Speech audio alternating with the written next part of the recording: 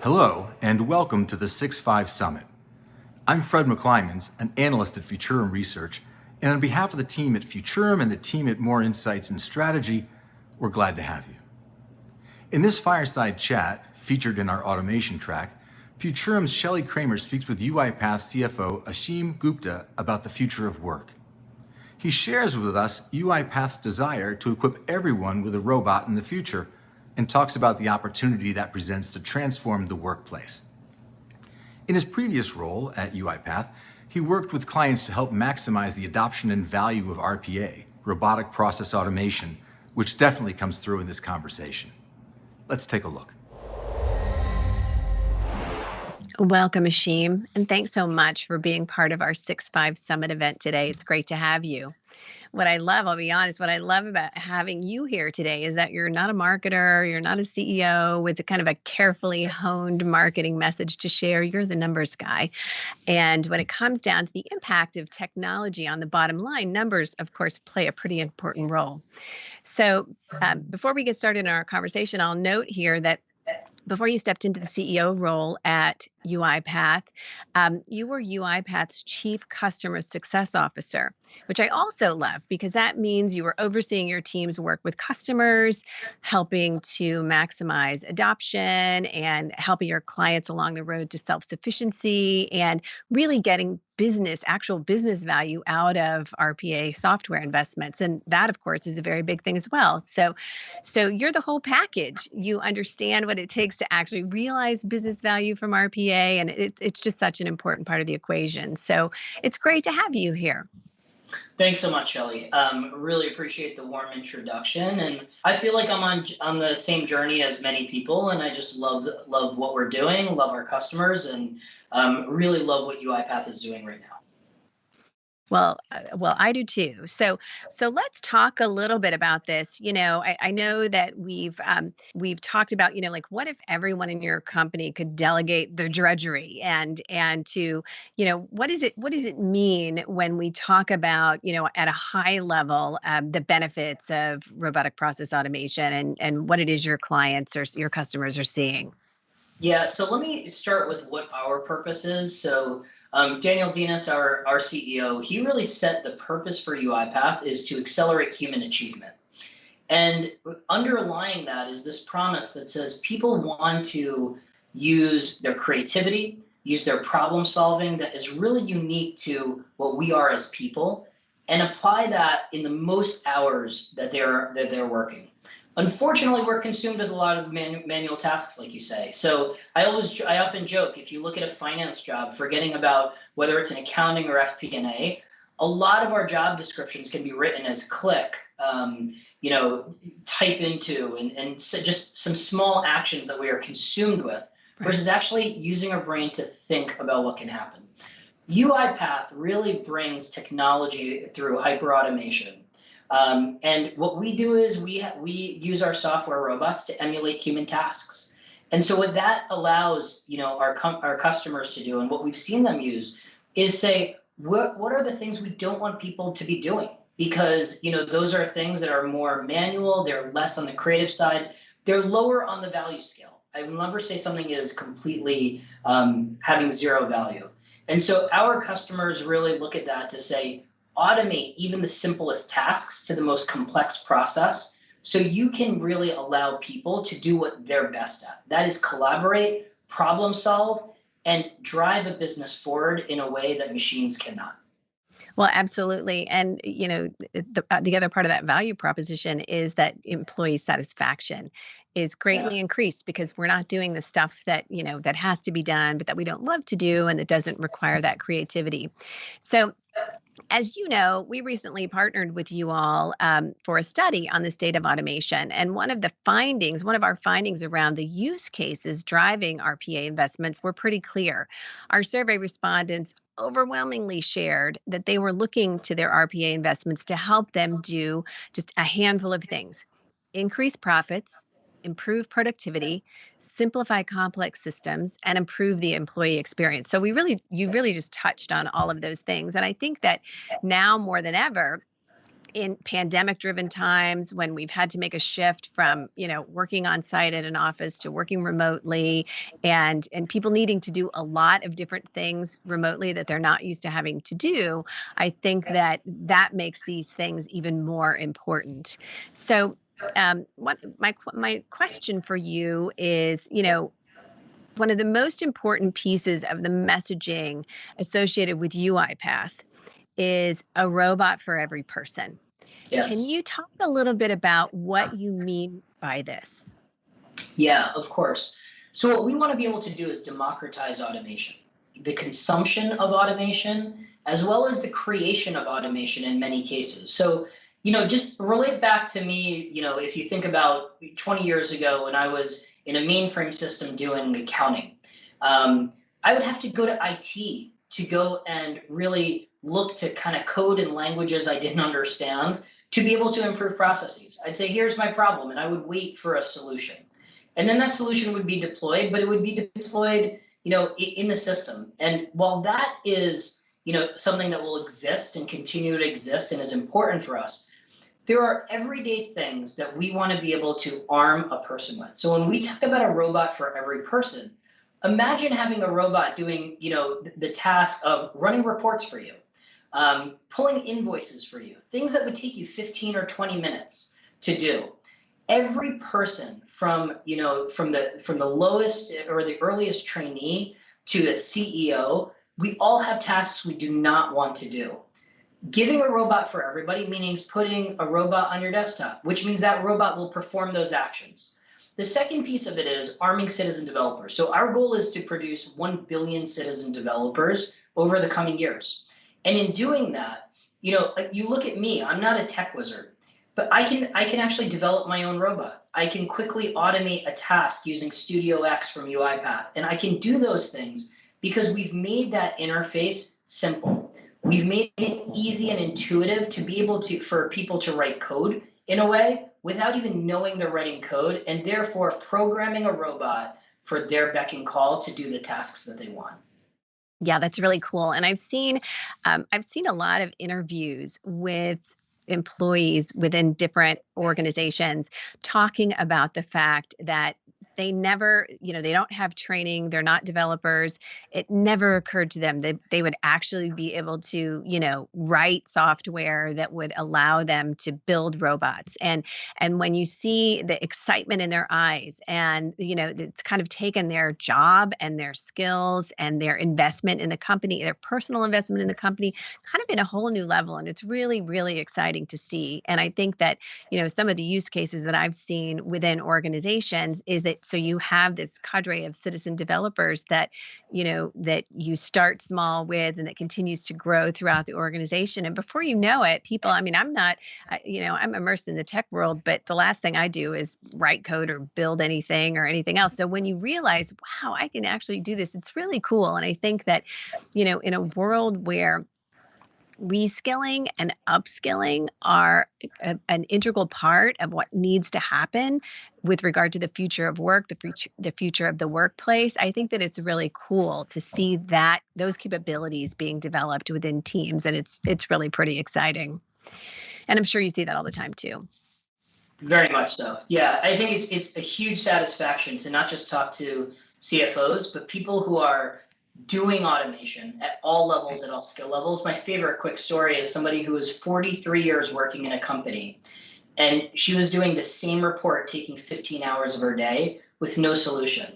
Within 2 weeks, she automated that task she was doing for 20 plus years, and it now takes her 2 hours a week. And that productivity for her has made her actually now be able to participate in process improvements versus just spending time running the report. Stories like that drive us. Right. And it's so exciting. And from a customer experience standpoint, whether there are lots of use cases, in financial services, in all different kinds of insurance organizations and healthcare organizations. And when you can take a process that for the customer is an arduous process, and you can make it into something that can be completed so quickly, and you can have an answer or an approval back in just a few minutes time instead of a few days time. And it elevates everything about that customer experience as well. And I think that's what we're looking for from an organizational standpoint, right? Happy customers make for successful businesses. And that's what we're trying to make happen. So we talked just a little bit, but about the kind of tasks that these robots help organizations do. So my question to you is, what are you seeing? What have you seen in these days of the COVID-19 pandemic that makes automation even more important right now than perhaps it might have been a year ago? That might actually help accelerate somebody's journey to automation. You have some thoughts on that? Yeah, absolutely. I think what COVID has done, either, regardless of the economic impact, in some cases it's been favorable economically in an ironic way, and in other ways it's been hardship. But either way, there's a surge in demand. So take the airline industry. The airline industry received a surge in demand, not to purchase tickets, but to cancel tickets. How do you process that? Automation was fast and agile to be able to solve that problem for many of our customers in the airline industry. You take that to banks who are dealing with an influx of requests for financial aid and trade processing and just different things that are happening. Robots are there at the forefront. And what drives that is, what the COVID has really taught us is agility is important. Speed is important. Cost is important. Well, before you used to have to make that trade-off, RPA, in a way, really limits the amount of the trade-off that a CFO or a business leader needs to do. You can automate at a low cost and be effective and implement it fast. And the other thing I would say is COVID has really impacted the entire business. So whether you're in people ops or whether you're in customer care or whether you're in supply chain. So what's relatively unique about our software is our softwares don't have LinkedIn profiles. They're not functionally specific. They are functionally agnostic. Right. So that means that you can go and use robots across your entire process base, your entire employee base. That value proposition also has made people say, wow, this is something that I can apply fast and broad and in a cost-effective way.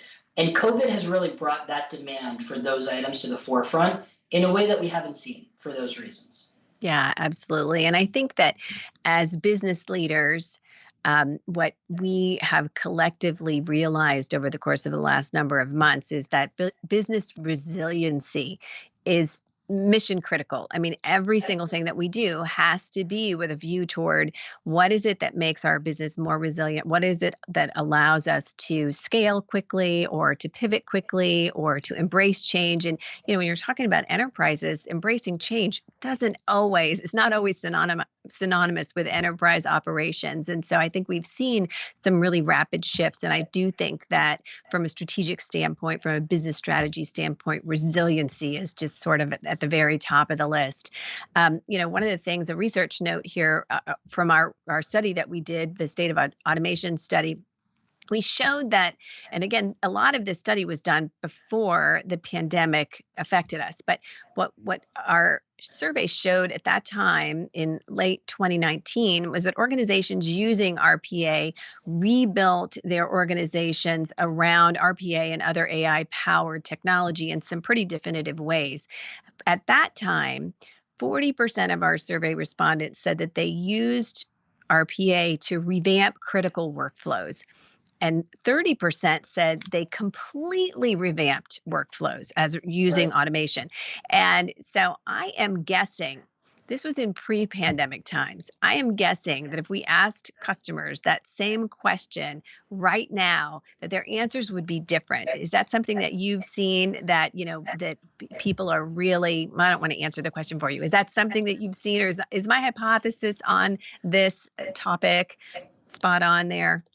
Yes, I think it's yes and no, if I could be a little bit controversial about it. I think there's definitely a different approach to automation and prioritization for the points of resiliency and the other ones that you've made.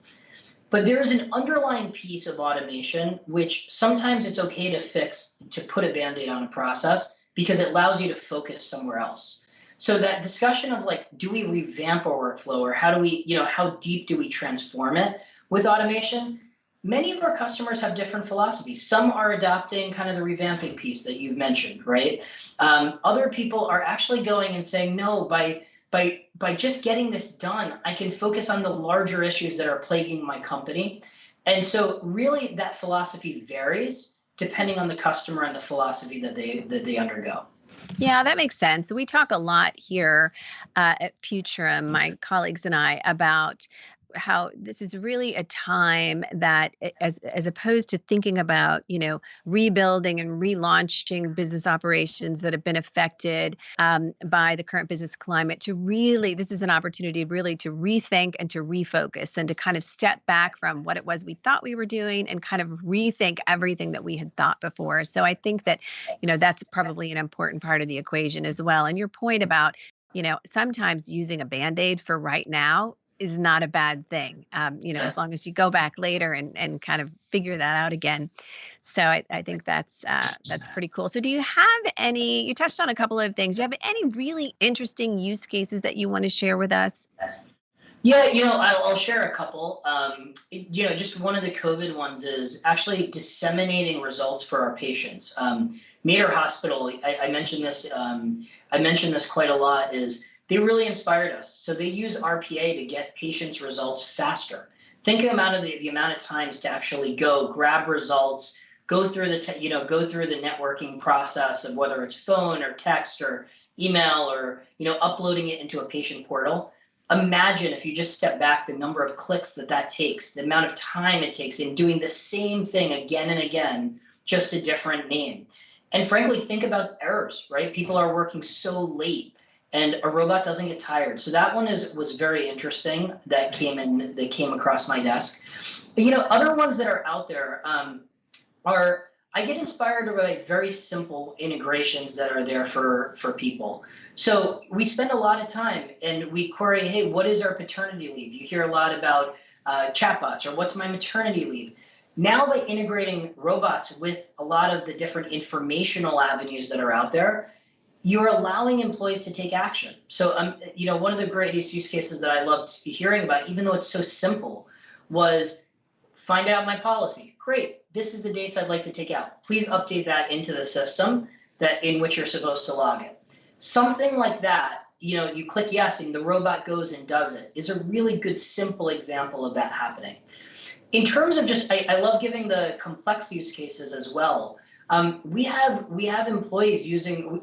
customers using robots to do processes like turning off a wellhead. So imagine in the oil and gas industry, every second of oil flowing potentially creates a large ripple effect, for good or for bad through the supply chain. Being able to regulate that because robots work at a superhuman speed between systems integrations are fantastic. And when you hear use cases like that, you really get inspired by how far robots have come from being just finance-oriented use cases, but have also emerged into supply chain, including customer care and call centers using robots to navigate records for employees so they can focus on the employee and not focus on their computer. Those are just a couple of use cases that I find particularly inspiring. Those are my favorite part of any conversation. And I think our audience in many instances feels the same way. I really like to hear, this is how these things are making a difference. These are how real companies are using this, real people are using this. So thanks very much for sharing that. So we know from our research and from our many conversations on this topic that automation is a scary thing for employees. And, they often think that it means that people are losing or that they will be losing their jobs. And let's talk about that a little bit. What do you say when people express those concerns? I think the first thing is, and you mentioned at the beginning, I don't have that marketing line, but even our marketing team, what I really value about them is authenticity. Mm-hmm. There are companies that go and cost out is a part of what automation is. What I would tell people though is automation for that purpose has been around since 1900. Think about the assembly line, how many people it used to take to make a car. Now think about how the process runs through factories and the impact on the workforce. I would say one is people are generally resilient, and upskilling is something we believe in and we're investing. What I would also say, though, is many of our customers, I would say the majority of them, use what I would say a more efficient allocation so people can focus their time where they want. So think about like accounts payable in the simplest sense. Because you can automate the invoice entry into a system, it doesn't mean that you don't need those people to spend time with disputes with the vendors. Actually, that is part of their job description, but they're spending 10% of their time on it. They're covering 5% of the transactions or 2% of the transactions. By automating tasks, we actually enable people to so to speak, focus on the parts of their job description with greater emphasis or greater coverage. Coverage, as an example, is something really to look at as a benefit of automation, increasing your range of impact. The second piece I would say is, in terms of employees, really, I would say, put this software in their hands. Most employees are not losing their jobs because of them. They're going there to do the jobs that they wanted to do in the first place, that they dreamed of at the start of their career.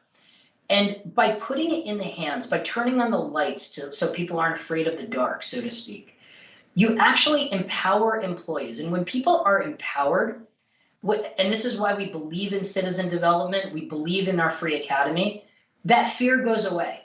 And the fear goes away because you realize that, this isn't just about cost, there's other benefits of it.